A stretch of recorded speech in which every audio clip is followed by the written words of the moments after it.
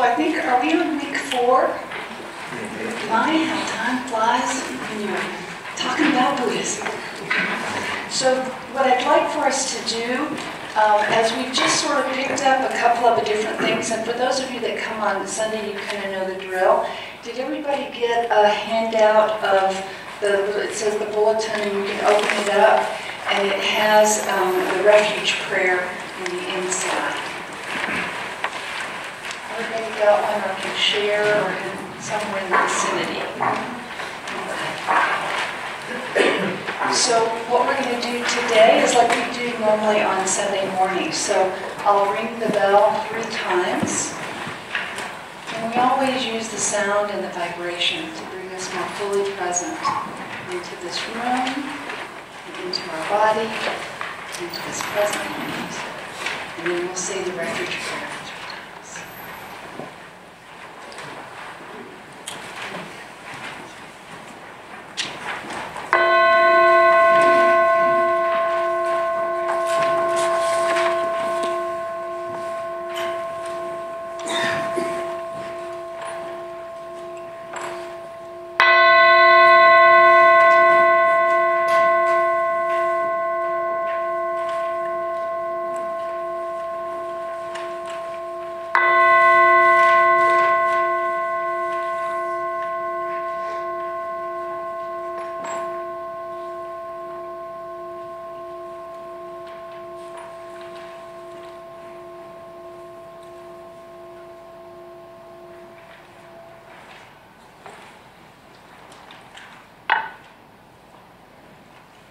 Feel free to join me in saying the refuge prayer. In Buddha, Dharma, and Sangha, we go for refuge until fully awakened. Through the power of generosity, ethics, patience, enthusiastic effort, concentration, and wisdom. For the sake of all beings, may we realize and demonstrate our innate goodness. In Buddha, Dharma, and Sangha, we go for refuge until fully awakened. Through the power of generosity, ethics, patience, enthusiastic effort, concentration, and wisdom. For the sake of all beings, may we realize and demonstrate our innate goodness. In Buddha, Dharma, and Sangha, we go for refuge until fully awakened.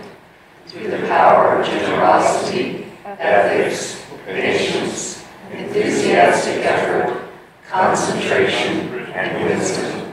For the sake of all beings, may we realize and demonstrate our innate goodness. Well, thanks for being here. Again, that's a good thing. Always grateful when somebody comes back. So we're going to tonight talk about the 4 thoughts that turn the mind towards the Dharma. And in this particular teaching, it is specific to Tibetan Buddhism. They have what are called the nundra, the preliminary practices. And these are the practices that are, as we'd say in Texas, these are the fixing to get ready. You know, we're kind of creating that fertile ground for us to be more fully present in the moment, for awakening to just sort of arise. We get to shed some of the ways that we've been experiencing ourselves in the world, to kind of shift things around, kind of shake things up a little bit. And so they love these 4 thoughts because they also have components of the Buddhist teachings that are really found in all of the different traditions. So we'll talk about them a little bit and then we'll practice them. So the first thing is kind of the way we experience ourselves and the world around us. And it's this idea of this sense of struggle. We started out the very first night talking about the very first teaching that the Buddha did, of the first noble truth, that life includes a sense of dukkha, a sense of struggle, or sometimes described as dissatisfaction. That somehow things seem like they're just not quite right. And that if we just sort of did something differently, if we had a different partner, or if maybe the partner we had just disappeared, or if we got a new car, or if I got a different house, or a new boss. Has anybody ever had any of these thoughts that then life would be okay?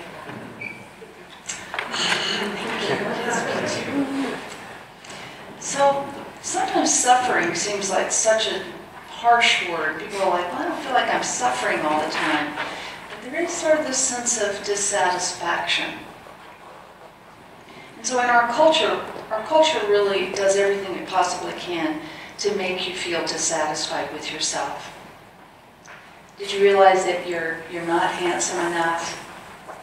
You're not beautiful enough? You don't have a nice enough car? And your children are not smart enough? And every commercial that you see will tell you that this is in fact true. And so we start to realize that that's what we feel about ourselves. And so we can start to notice, and sometimes it's so subtle, we don't even realize that it's there. But that is what is causing us to live in a place of looking forward and reflecting back. So when we're just simply present in the moment, everything's okay. Like just right now, just imagine that you are absolutely okay, exactly as you are. What? Didn't I come here to get better by learning Buddhism? Well, I guess you can all go home now. Because that's the key. Is we get this wonderful experience of life in a way where we realize that we are the ones causing our own suffering. When we start to be able to take responsibility for that, it's a pretty powerful position. This is the week I go to prison, so there's going to be lots of prison stories tonight. And the prisoners talk a lot about that they want to blame everybody else for why they're there. The system, their parents, the situation. And that freedom that comes when they suddenly realize when they take responsibility for their own actions, they take back their power. They may still be in prison, but they're experiencing it in a completely different way. So I sometimes think that, the preconceived notions and the way our parents told us life had to be and all that is kind of like the prison that we have created for ourselves. And that we are all imprisoning ourselves by these things that we think are true, when in fact, what if they weren't? And so we can experience ourselves in the world in a completely different way, and all we have to do is change our mind. And so these 4 thoughts that turn the mind towards the Dharma is that motivation of what if this were possible? Could it possibly be true that I'm okay? Oh, happy day. Maybe you might come back and practice Buddhism because it's just a lot more fun. Well, then we have to get into some other stuff, like karma. And so we've talked a little bit about this idea of karma, that it is in Buddhism that there is so much complexity that we can't possibly imagine all the things that had to happen or not happen in order for each of us to be sitting here in this room, in this moment. Wow.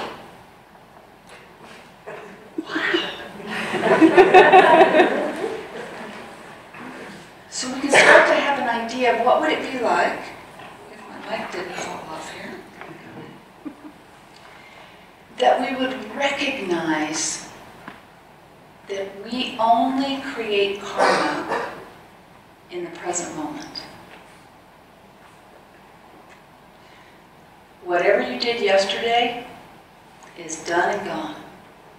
And you may reap the consequences of it, or someone else might. But this beautiful idea of in this moment, you can decide to experience life in a completely different way, and that creates the karma of the future. And so when we understand the law of cause and effect, we start to act a little bit differently. We start to realize that we have an opportunity to transform the way we experience our life, and nothing externally has to change at all. This is the part where I always go, how awesome is that? It turns out that you don't need that new car. And in Buddhism, we have nothing against new cars. They're wonderful, and if you want to buy a nice house, that's A-okay. But don't think that's what's making you happy, because that's where the suffering starts. And so we get this opportunity to realize how much power we do have over how we are experiencing our life. And so this third thought is that we can cherish life. And I talked about this on Sunday, is that, you know, I woke up this morning. Oh, happy day! I think all of you woke up this morning too, right? There was an alternative. We used the example of the begging bowl on Sunday, that monks will, when they go to bed at night, they'll turn it over so that when they wake up in the morning, this is what happens when a monk passes away. They turn the begging bowl over. And so when the monks go to bed at night, they do that every night as a reminder that when they wake up in the morning and they look at that bowl, I'm still here. Oh, happy day. Even if our lives often seem miserable and frustrating, things aren't going the way we want them to. We still have this preciousness of human life and this opportunity, this moment to choose to live differently. And so when we start to cherish life, we don't take it for granted. We don't waste it on things that may not be as skillful. So, somebody was talking about this on Sunday, that actually, that, you know, do your parents choose you? Did you choose your parents and all this? And really it was just that sperm that was swimming along so fast. And the one that got there was the one that made you. And all the others, what if the one in second place had come in first? Who would you be? I also said we often don't think about our parents having sex, but thank goodness that they did, right? At least once. Or twice if you have a brother or sister. And so we can start to appreciate. And they now know from a scientific perspective that having gratitude, even if it's gratitude for the smallest thing that you can think of, that when you start to look for the things to be grateful for, that you actually rewire your brain to look for the good. And so these thoughts that turn our mind towards the Dharma actually do that. They make us want to get up in the morning and say, oh, happy day. Want to get up in the morning and find that which we can be grateful for. Want to find those reasons why it actually is a precious gift that we have been given. And so this idea that the last thought that turns the mind towards Dharma is this joy of impermanence. And there's many beautiful writings on this, but it's interesting that this is one of the things that's unique to Buddhism, is this emphasis that all conditioned things are impermanent. You are just an ecosystem for billions of microorganisms. And they are grateful to call you home. And by the time we get done here tonight, some of your microorganisms will be dead, and some will be born. So you'll actually be a totally different person when you walk out the door. So who are you? What are you? And what would it be like to realize that we aren't this solid, permanent, separate self that we think we are? Did I tell you guys the rat story? Oh, good. Because I kept telling this. I love this story so much, I think I've told it 10 times in the last 3 days. So don't stop me if I've already told you. So the story of the stupid rats and the smart rats. Oh, good, I need to tell this one again. So there was a professor that had a laboratory full of rats. And he went in at night, and he split the room down the middle, and on the left-hand side, he put up signs on all the rat cages that said, "Stupid rats. Stupid rat, stupid rat, stupid rat, stupid rat." And on the right-hand side of the room, he wrote, "Smart rat, smart rat, smart rat, smart rat." And the next morning, he had college students come in, and he told them that he was going to randomly assign them a rat, and he was going to ask them to put their rat through the maze and see how their rat did. So the college students randomly assigned a rat that had a sign over it that said "Stupid rat," and a rat that had a sign over it that said "Smart rat." The smart rats were 2 times faster than the stupid rats. The rats were all the same. How often do we label ourselves or others as smart or stupid, or have people labeled us as such? And we have lived our lives believing that label to be true. So it was just merely the way that the students handled the rat. Clearly the rat did not know, because rats, as far as I know, cannot read. They didn't know that they had been labeled stupid or smart. It was only the student that thought, in fact, that they had gotten a smart rat or a stupid rat in the way that they handled it. And so you can see how something as simple as that can change the way we experience ourselves in the world around us. All the different labels that we've been given, all the labels that we put on others, and how it might affect the way we live our lives. So yay, I got to tell my rat story again. I'm so happy. Okay, so we're going to do a little exercise. And one of the things that Buddhism is big on, and we talked about this a few weeks ago in the handout on meditation, is doing positive imagery. And so you can actually generate positive thoughts. You can generate positive experiences. And in fact, in sports psychology, athletes will actually create this experience of successfully doing whatever their sport is, and they now know that that will actually improve their ability to be successful when they do it physically. So, are you ready to do a little, you are all rats now. I'm going to do a little experiment.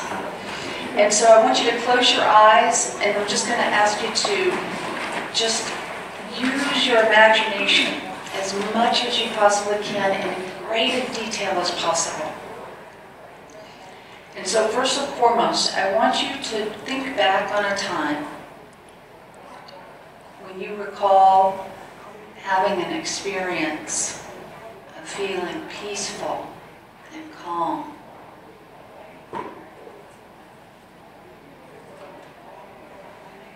Maybe it was a time when you were on vacation, or maybe you were a kid playing outside,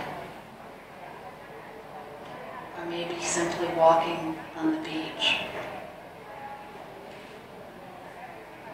But it's helpful to have a very specific time and a specific place that you recall.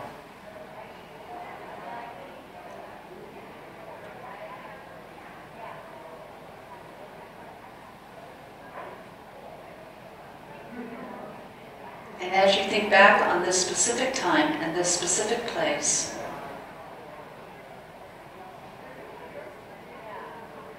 imagine, what were you thinking? What were those thoughts in that moment?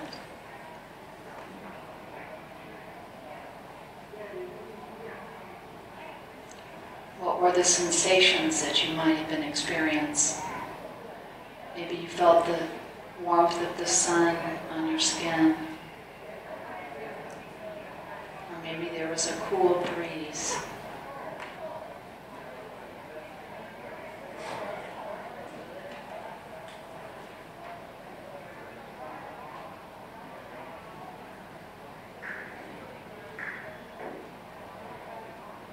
Recall in great detail. Imagine that in this moment you actually recreate that experience of feeling so peaceful and calm.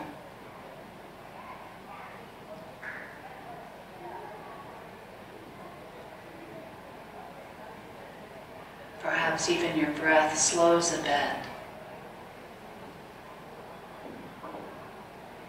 You feel your body relax.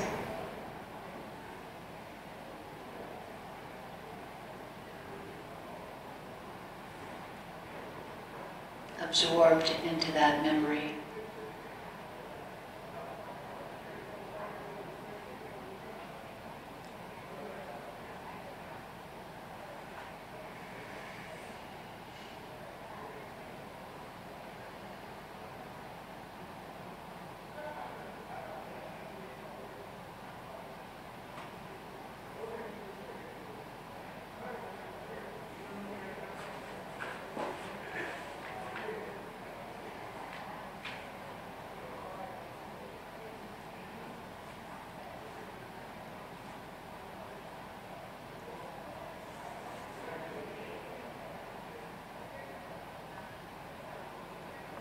Adding all the little details.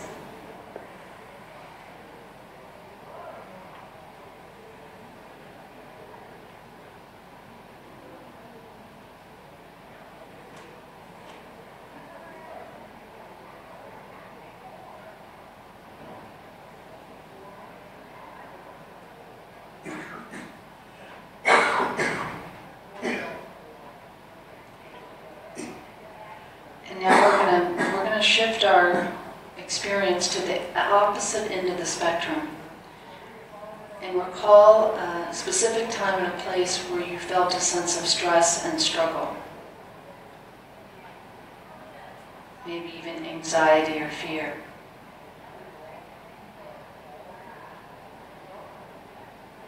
A difficult conversation with someone.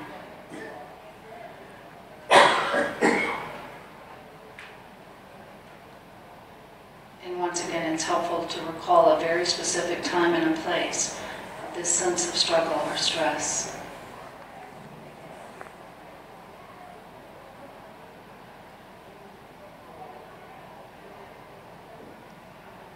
What thoughts you might have in your head.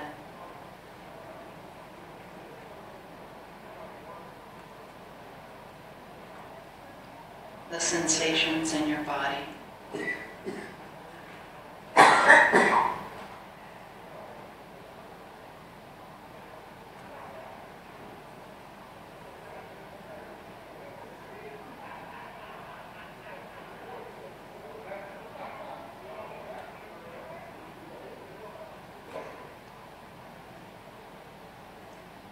Just recalling in as great of detail as possible in that time, in that place of stress and struggle, what it felt like, what that experience was like.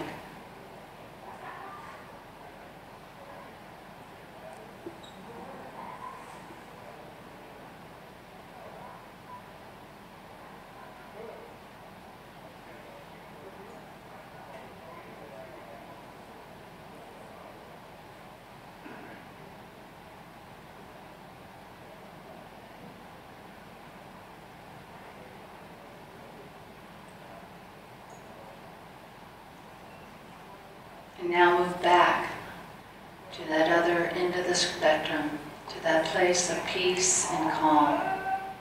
And recreate that.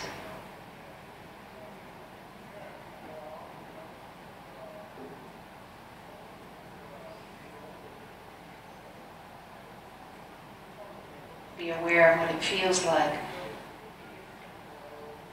to go from a sense of stress and struggle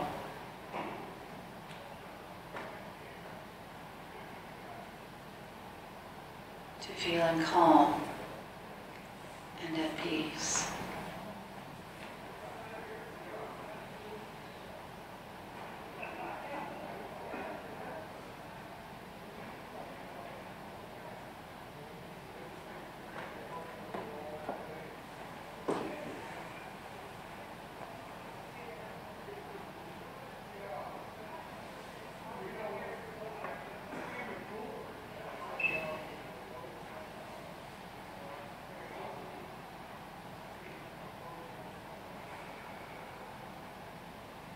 So as you feel calm and peaceful, if you want to go ahead and open your eyes. And we're going to do a little exercise. And so I'm going to ask you to find a partner that you can talk to about this. But here's a little added component.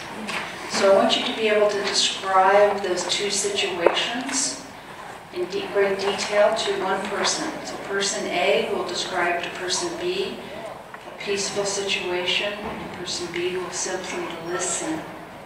And person B, who's just listening, I want you to see if you can stay fully and completely present with person A as they tell this story. And then you can shift. Person B will tell their very calm and peaceful story to person A, and person A to be very present with this person. And then we'll do the same thing with the stressful and the struggle. Does that make sense? So somebody's an A and somebody's a B. When you're an A, you start off and you're talking, and person B, I'm being present, I'm listening, I'm very aware and present in the moment, and then you shift. So what was that experience like for person A as you're telling the story out loud? How did that compare with when you were experiencing it just in your head? Was that the same or different? And Bob has a mic if you want to actually have a comment. What was that like? It was a good experience in that it took on more meaning once we experienced it with another person. We saw it in a different perspective. So when you were able to tell the story out loud, it took on a different meaning, or was it easier to feel that sense of, to recreate that experience? It was easier to recreate that experience, and it brought me joy. Did everybody else find that to be the same? Well, I was just going to say that it was kind of like when we do meditation. You know, when you breathe in, you're not thinking, you're going, and then when you breathe out, then that feeling of letting that go. That sounds good. Is it? Or does it just sound good? It sounds good. Did it feel good? Oh, yeah. So did everybody, could you kind of recreate that sense of peacefulness? Did everybody feel, you looked pretty peaceful. I actually opened my eyes when you had your eyes closed, and you guys looked pretty peaceful. And then how was it for person B, who was just listening and trying to be aware? How was it easy to just be present with the other person who was talking? Or was that difficult? Difficult. How so? Oh, we always want to ask questions, and you're always trying to analyze what the other person's saying rather than just accept what we're being told. Yes, it's difficult. Yeah, isn't it weird where when you're just having a conversation inside your head, it's hard enough, but when you're trying to be present with somebody else, how all this other stuff comes into play? Did anybody else have that experience? Dee's up there. You can do a shout out. Use your outdoor voice. When we were sharing our good, positive story, it was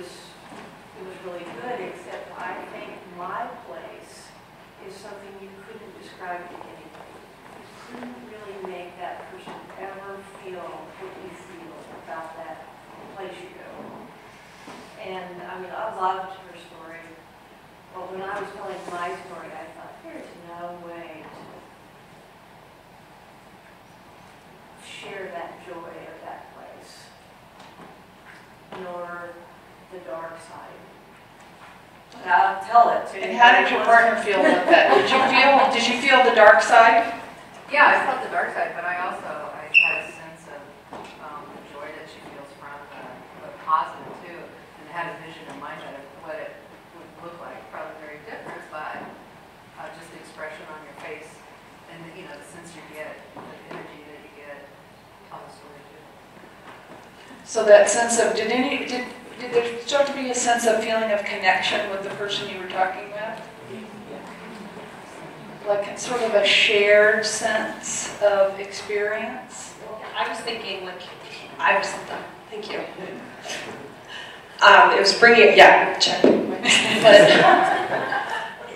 like when he was telling his sad story, I started thinking of like other stories that were even worse than the one that I came up with. I was like, oh wait, I've been through, yeah, so I don't know. Which was, I mean, but then his story was exactly similar to the one that I have. So that was kind of cool. There was a connection there, totally, yeah.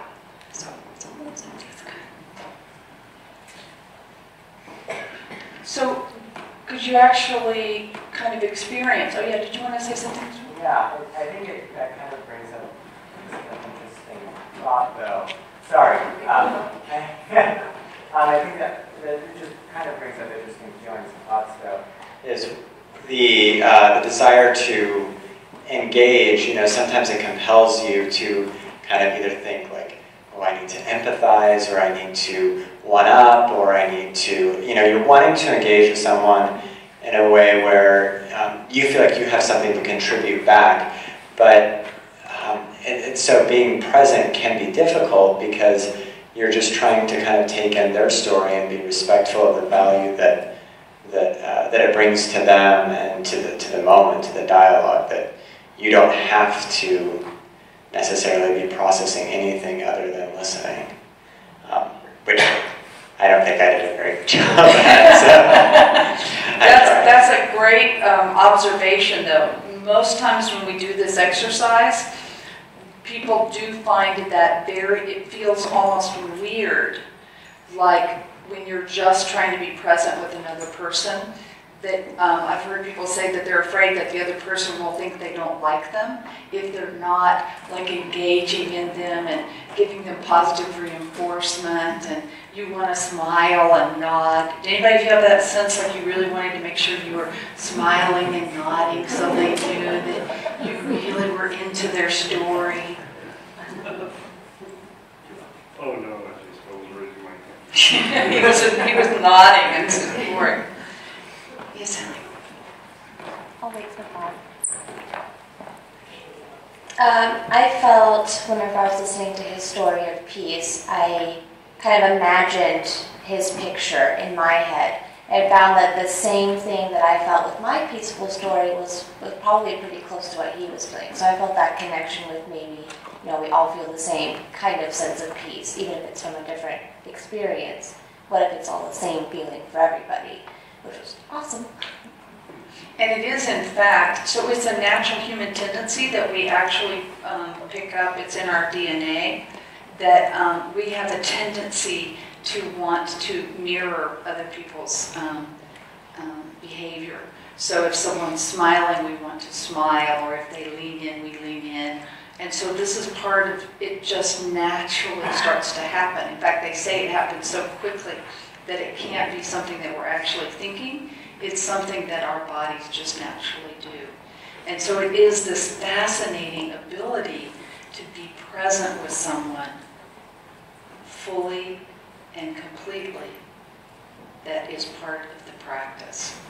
And the minute you start to put a story that someone is telling, then we're judging. Is my story good enough? Maybe I need a worse story. Or maybe I need a more peaceful story, or maybe I'm not being engaged. Isn't it amazing how many different thoughts go through your head just when you're trying to interact with one other person? And so that is this practice constantly that we have the opportunity of doing. I always say we're doing it with training wheels on when we're sitting in meditation, but then the rubber meets the road when we're trying to interact with another person by simply just being present. Okay, so now we're going to stop for a minute, and we're just going to sit and meditate for 5 minutes, and just be aware of what is going on inside of your body.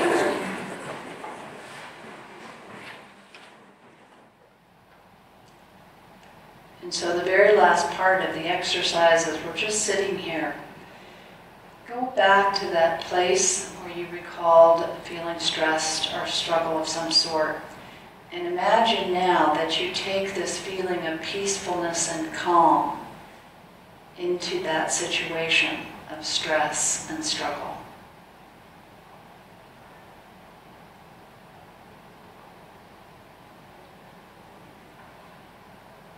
That the external circumstances do not change, but explore the possibility that you can transform your internal experience.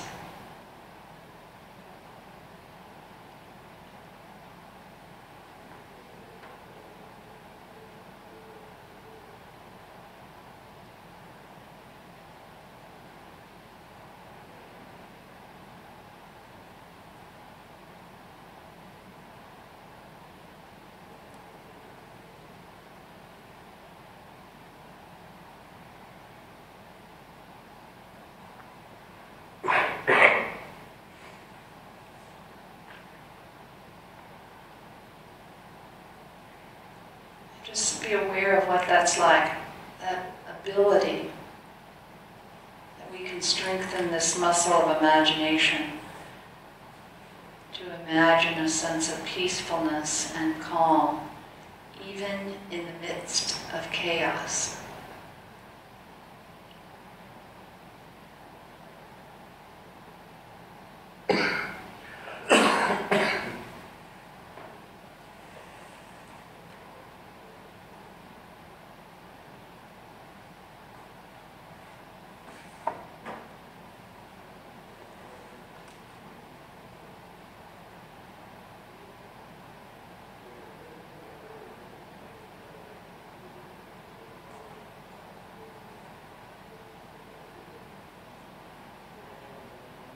And lastly, just think ahead in the next week or two. If there's a situation or circumstance that you anticipate might be stressful or a sense of struggle in some way, and imagine that you are able to be in that situation.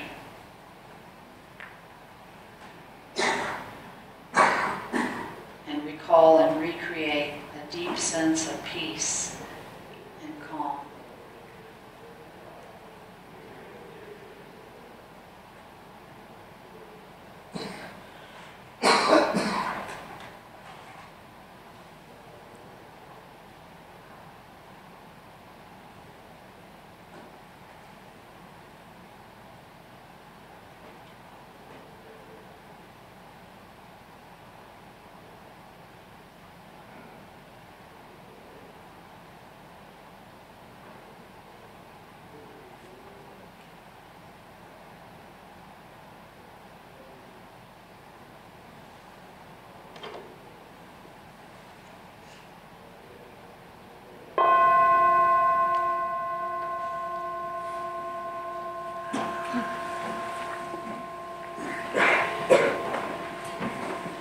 So this training of the mind is the ability that we have to create whatever experience we would like to have.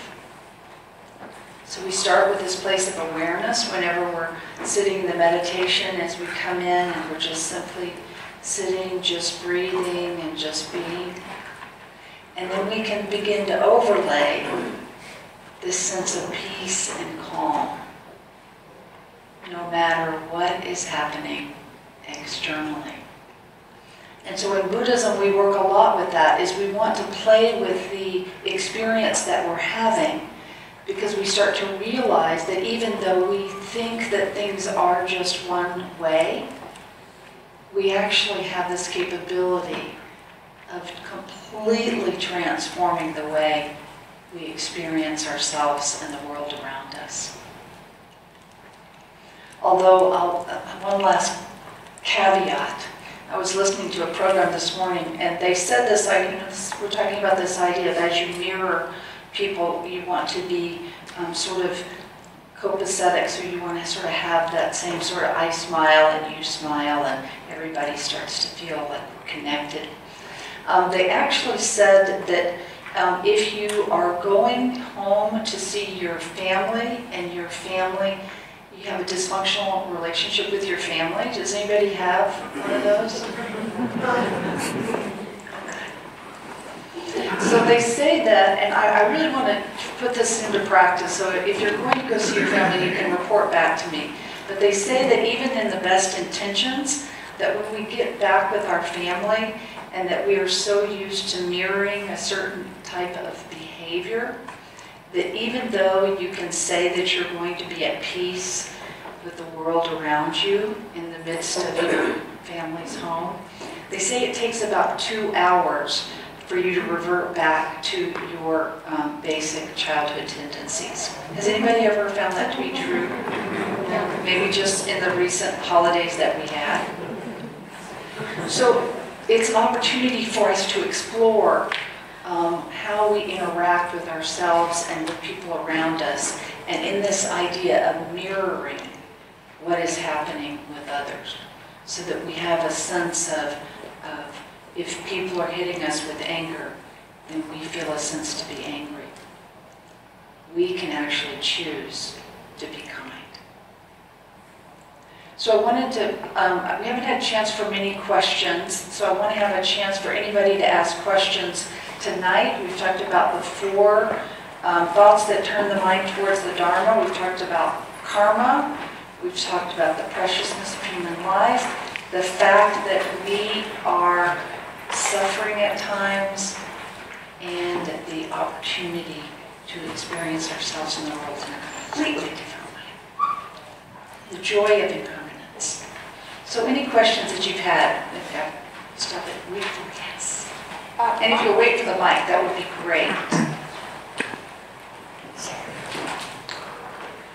Thank you. My question relates to karma. My sister believes that any time anything bad happens to anyone else, that it's because of something they deserved or did. Is that what karma really is? Has everybody heard this?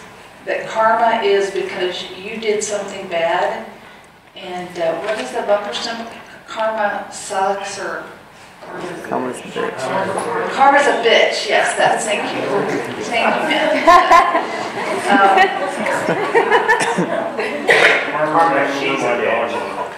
and if that were true, I know many people would not be millionaires today. So one of the things I find interesting with this idea of karma is that I've often struggled growing up in a Judeo-Christian family, where we want to try to find a way to exactly explain why everything happens. And is there a time when each of you in this room can remember when you did something unskillful and you got away with it? Yes. Keith? Yes. So that is the reason why, for me, this different. In Hinduism, karma is actually very linear. If you do something wrong, you will reap the consequences of that. And being unskillful eventually probably will catch up with you. And in Hinduism, they didn't have a way to quite describe, well, there's a lot of people that were doing bad things and they didn't ever seem to reap the consequences. So this idea of reincarnation got developed, so that, well, maybe they're not going to get it in this life, but maybe a couple of lives from now, boy, are they really going to have it. And then also the idea of, when we take it within our culture, of the idea of heaven and hell. And some people do believe that if you're a very good person and you suffer through whatever life you've been given and you do certain things, that when you die, you're going to go to heaven. And some people believe that if you do very unskillful things, that when you die, you're going to go to hell. Did anybody learn that when they were a little kid? Who knows? Maybe they might be right. But those are one of the questions that the Buddha never answered. And when he talked about karma, it really is this sense of complexity that, I mean, think about all the people sitting in here. Everything you've done and you've done and you've done, it all starts to come together in a way that we can't possibly understand. The only thing we can work on is what we're doing in this exact moment. And so for me, it's a matter of, people often say, oh, everything happens for a reason. Have we heard that? My sister says that constantly. Everything happens. And we decide what the reason is. And so you can take any situation and think that it is good or bad. But it's really just, what did Shakespeare say? Things are neither good nor bad, but thinking makes it so. And so if I take a horrible situation and I say something good is going to come out of this, then that's going to change the way I react to that particular situation. What do you think? I don't believe that people get necessarily bad back. Especially. No, I guess I don't believe that people necessarily get bad back. That's why there's so much inequity. But I'm not putting a value to that. That's just a fact to me, it seems like. If you do something bad, do you think you will reap the consequences of that? Yes. Anytime soon, or? Yeah, right away. Right away. So maybe I'm wrong. Have you ever done anything wrong where you got away with it and you didn't reap any bad consequences? I didn't from an external source, but probably internally. So did you feel like guilt and shame? Would you say those are? Yes. We don't have much guilt and shame in Buddhism. So I mean, if there's good remorse, it's good to be reflective of what did I do that was skillful and what did I do that was unskillful. But in Buddhism, there's not so much guilt and shame. And I'm trying to figure out what purpose that might serve. Well, I think historically to keep people in line. She does that really well. Guilt and shame works so awesome. Did anybody ever try to guilt you into doing something you didn't want to do? I'm getting mixed messages here. Did you ever feel ashamed of something that because somebody told you you should be ashamed? Did you ever later change your mind? Oh, Dee, did you feel ashamed? Well, I was going to say, I think of karma as something good. Like, you did something good, like if you find a parking place, people say, oh, that's good karma. And that's not what I mean. But I mean, karma to me doesn't mean the bad stuff. And that's a good point. In Buddhism, karma is, there isn't any sort of retribution. So it's not like there's good karma and there's bad karma. There's just karma. And, I have another story. Have I told you the one about the horse that the farmer got? No. Oh, good. This is a great story. Okay. This is a very common Buddhist story that you would get. So imagine you lived in a village and a wild horse runs in, and in this one farmer, the horse runs into the farmer's barn. And all the villagers come to the farmer and go, oh my goodness, how awesome is this? You just got a free horse. And the farmer says, maybe good, who knows? So his son goes and takes the horse out to break him, and in the process, the son falls off the horse and breaks his leg. And of course the villagers, I guess they don't have anything better to do than stand around them. They run over and they say, oh my gosh, it turns out that getting that horse was horrible. Maybe. And then the next day, these things all happen very quickly in Buddhist stories. The army comes through and it takes every able-bodied young man. And the young man with the broken leg doesn't go. Who knows? Maybe. So I take that story in that when I think something is inherently awful or inherently good, I just try to have a little doubt. Can you buy that? Oh, good. Oh, good.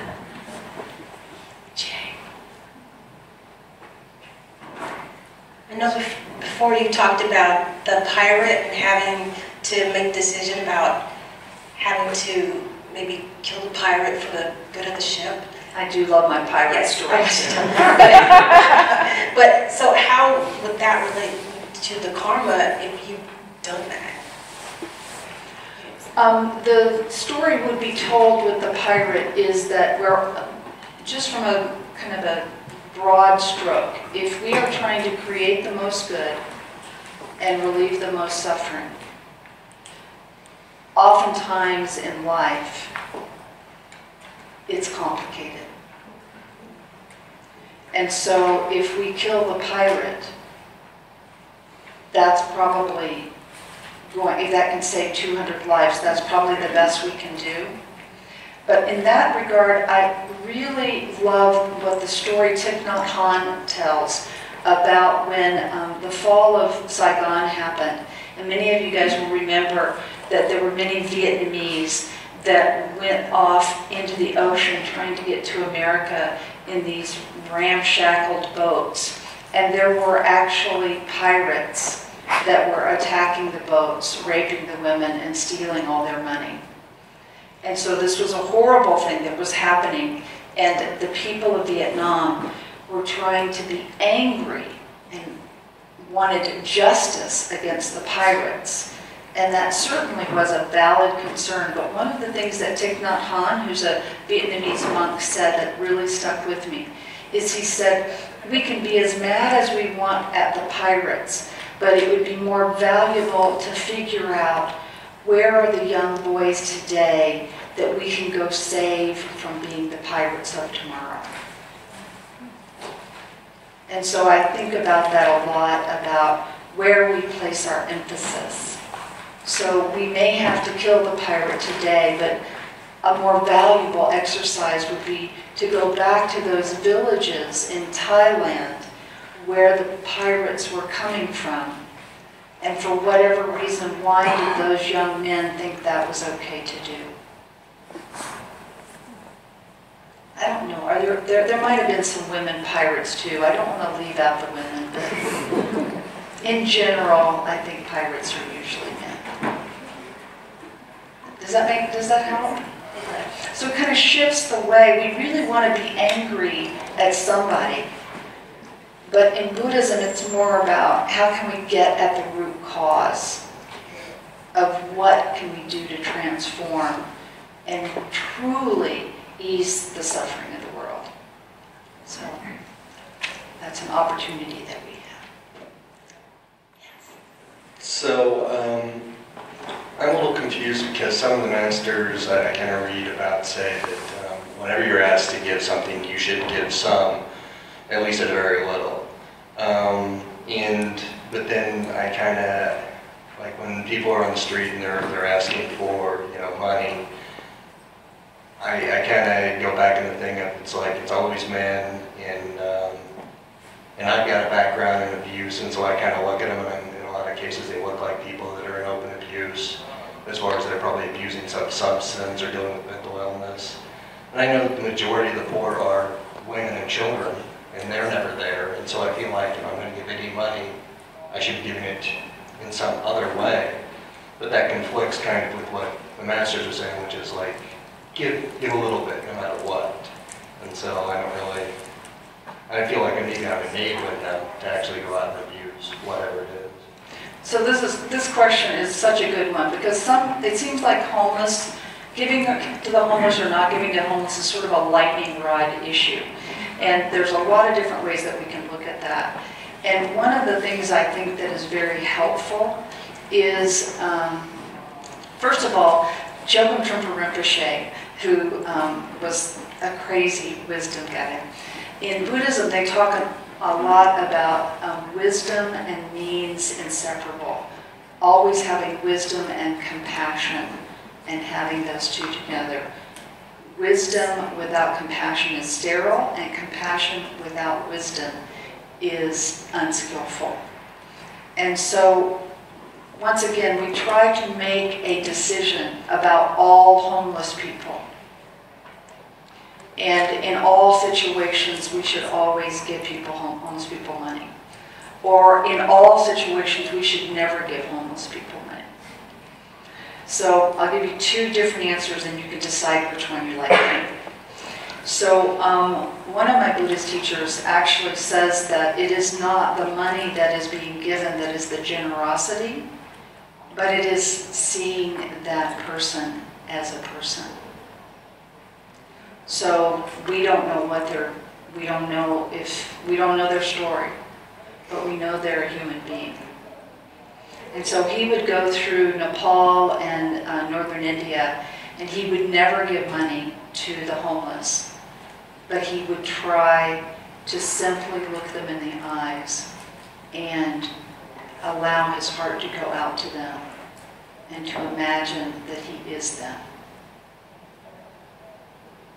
And so there's that way of not painting all homeless people with a broad stroke, but actually seeing every single homeless person as somebody just like you and me.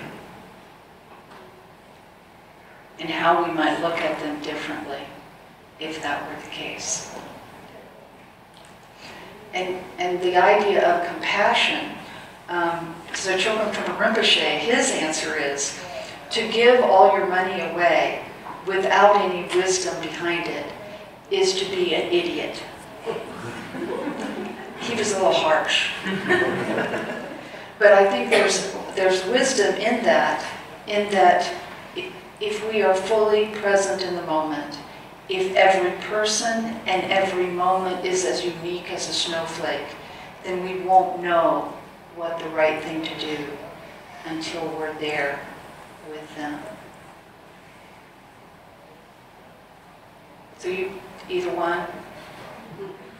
Any other answer? We usually get a lot of, homeless people seem to really stir things up in us. One of the things Lama Surya Das asked him a question kind of similar to that. And one of the great things that helped me was intent, you know, in my heart, and you know, the intent that was going on with me, whether it be, like you said, looking at the person in the eye and just being in their place, you know, and wishing, you know, just that intent alone is where where the question was. But I like the last part that you added. I think that's really valuable. One of the things that I'm intent upon with Buddhism as it is being integrated into American culture, that we be of service to our fellow human beings. Or actually just say our fellow beings. And that we would find a way to serve others who are struggling in some way. And so I don't care how you do it or in what way, but I would encourage you to do it because I think that's what really makes us feel truly connected. You know, to look in the eyes of a small child that's been abused and to try to help them is a huge factor. And And if you like, we first of all tutor kids at Banneker Elementary. And so for 1 hour a week, you can transform a child's life. And that's where I agree with you. That might be the most skillful thing to do. Thank you for asking that. So I'm in cities often, and I always go into a city with a lot of $1 bills. So I'm ready. And for some reason, I have something that works for me. And that is, there are a lot of homeless people who want to give something, whether they're on a penny whistle or they're playing something, they're doing something, I immediately want to give. They're giving something to me, I give back. If they're very destitute, I'm a physical therapist, so they don't have any legs, or I want to give to them, they have a physical disability. If they're there and for some reason I just feel as though, I think on some visceral level, every once in a while, it just doesn't feel right. I mean, I have to look them in the eye, but almost 99% of the time I want to give, and that's why I go loaded with $1 bills. But every once in a while, there's just some time where I just feel like I don't want to give my money to them. And I have to look them in the eye, just like you say for that. Usually, I want to give if they want to give something to me. And it doesn't have to be a talent or a skill. It may be just giving to me with a look of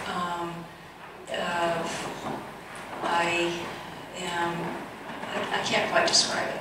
So this is the great last question to be asked. I thank you for this, because that's such a perfect example of when we walk down, and I encourage this will be your homework.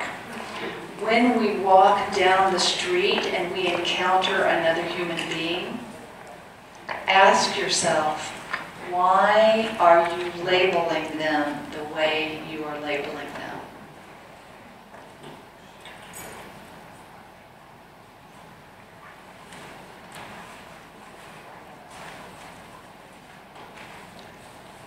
You can report back next week, because that's the question, is that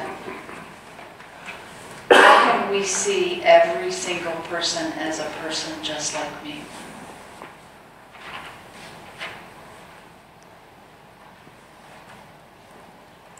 It's not easy to do.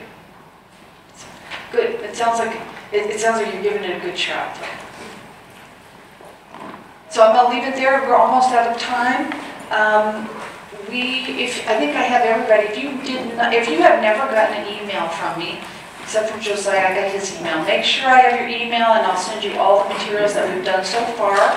Next week we're going to cover the 4 boundless qualities, and then I think we're on our 6th week right after that, and that's where we'll start to talk about if you want to take the refuge vows. You don't have to take the refuge vows.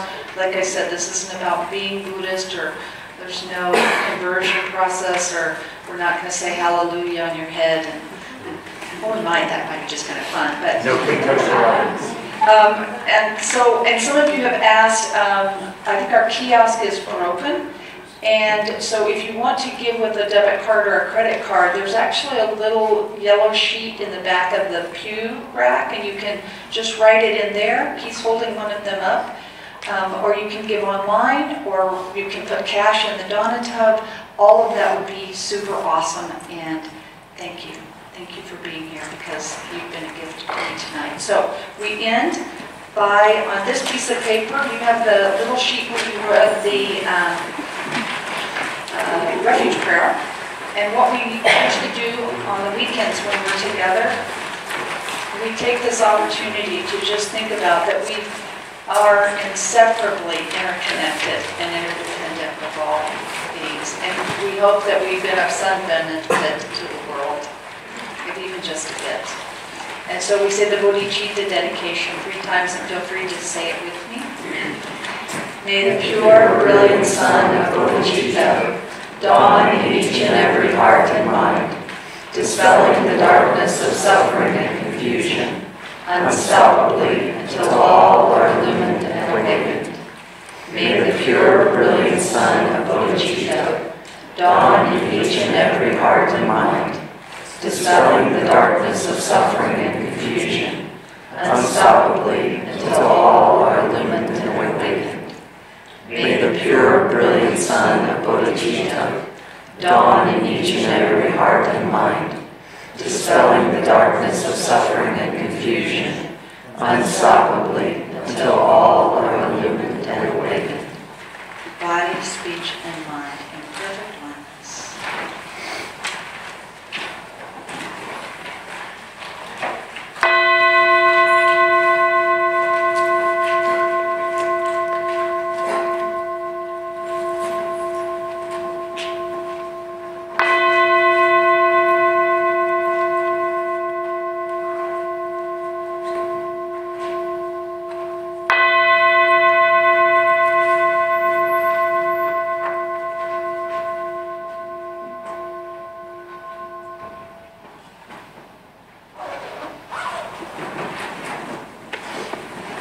Thanks, y'all.